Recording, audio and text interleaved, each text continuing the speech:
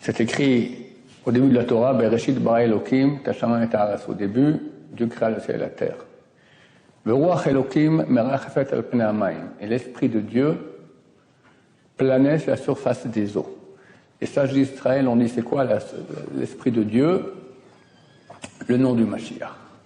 On sait qu'il y a un très très fameux verset dans Baba Kama Yud Zayin que l'eau correspond toujours à la Torah. En ma'im et la Torah. En ma'im et la Torah. Il n'y a pas d'autre système que la Torah. Et c'est la raison pour laquelle, comme on l'a vu dans d'autres cours, que la Torah dira En ma'im et la Torah. Que la Torah est comparée à l'eau, que l'eau est comparée à la Torah. Donc on nous dit clairement que l'esprit de Dieu se mouvait au-dessus des eaux, un peu comme Atum dans le Nun, donc dans les eaux primordiales. Et le Midrash Rabbah dit, En ma'im et la Torah, les eaux en question font allusion à la Torah, les eaux c'est la Torah, et le roi Elohim qui plane au-dessus des eaux, Darucha shel Mashiach, c'est l'esprit, c'est le roi, c'est la sagesse du Mashiach.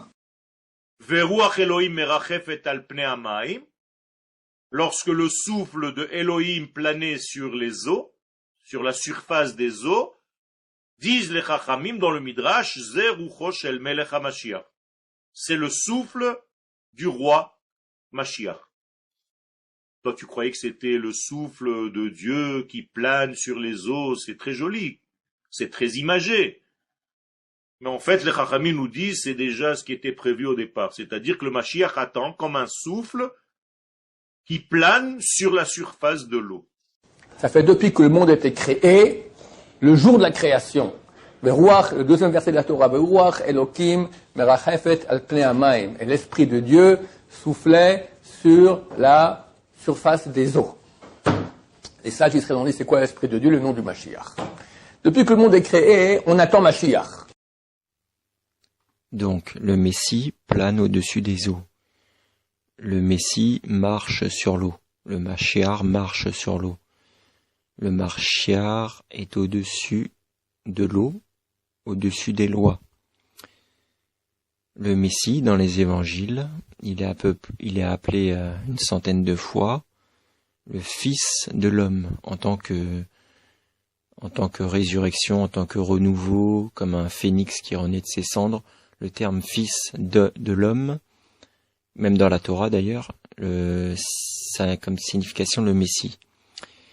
Et dans les évangiles en araméen, il est écrit qu'il n'y a rien en dehors du Fils de l'homme qui, entrant en lui, peut le souiller. Et donc ça, c'est dans Marc, chapitre 7, verset 15. Donc ça, c'est en araméen. Et en français, ils ont traduit le Fils de l'homme par l'homme. Donc normalement, il est écrit en araméen, il n'y a rien en dehors du Fils de l'homme qui entre en lui puisse le souiller. Donc ça veut dire que le Messie est au-dessus de tous les interdits alimentaires, de tous les aliments impurs, etc. En français, ils ont traduit le Fils de l'homme, le Fils d'homme par l'homme. Et ils se servent de cette fausse traduction pour dire que du coup, ah non, mais vous pouvez faire ce que vous voulez, il n'y a aucun interdit alimentaire, il n'y a rien. Alors que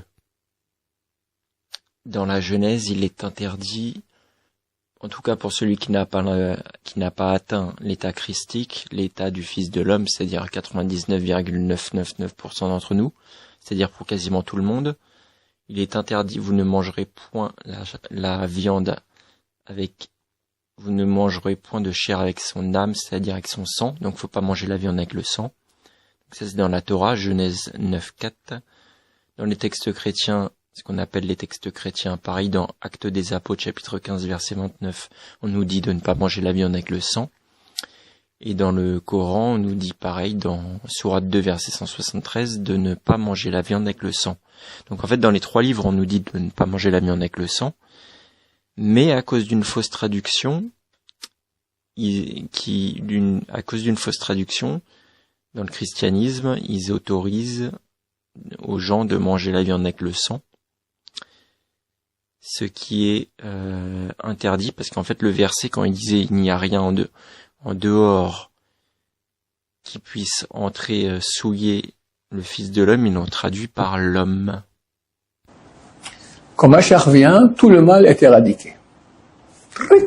Plus de mal, que du bien. Mais il y aura du bien neutre. Il y aura du bien saint. Par exemple, si on prend les jours de la semaine, le Shabbat, il est saint.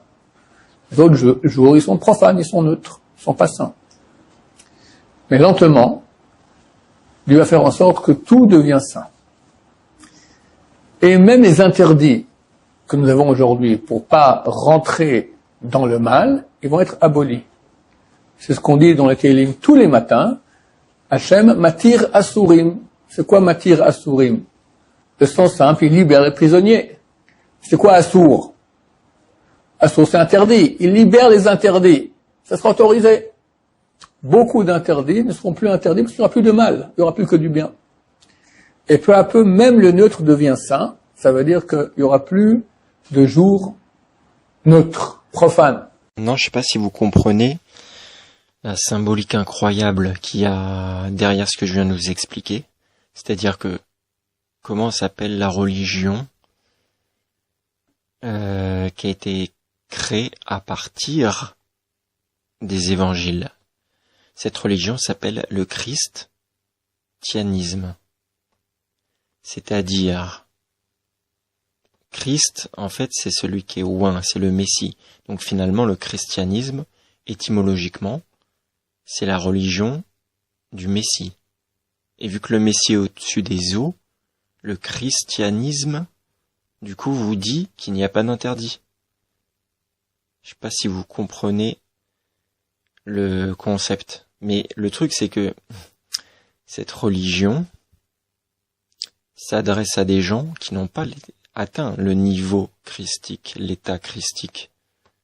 Et ils n'ont pas à être au-dessus des eaux, à être au-dessus des lois.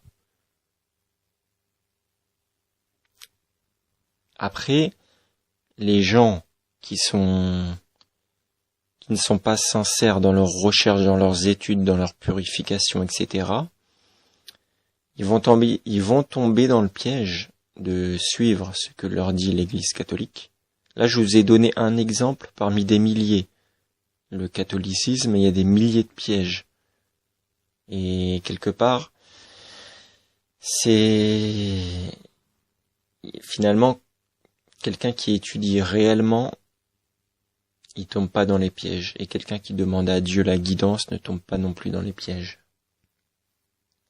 En revanche, quelqu'un qui suit les hommes, suit les doctrines d'hommes, qui a une tendance naturelle à être soumis à l'institution, à l'establishment, à toutes les organisations officielles, etc. Lui, il va obéir comme un bon petit mouton.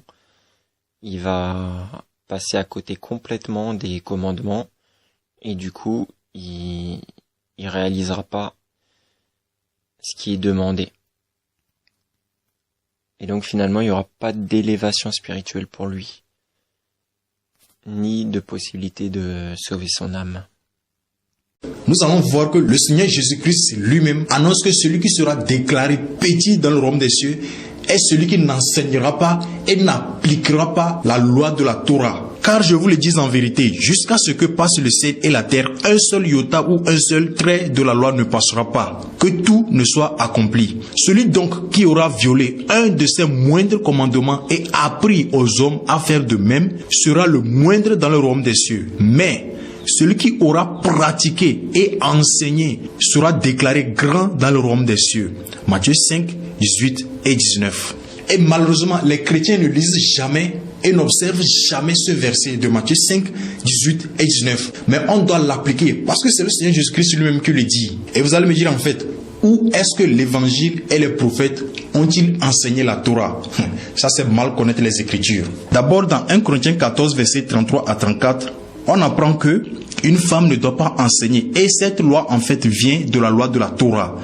Et nous voyons que Hébreux 13, verset 4 parle de se débarrasser de tous les souillures conjugales.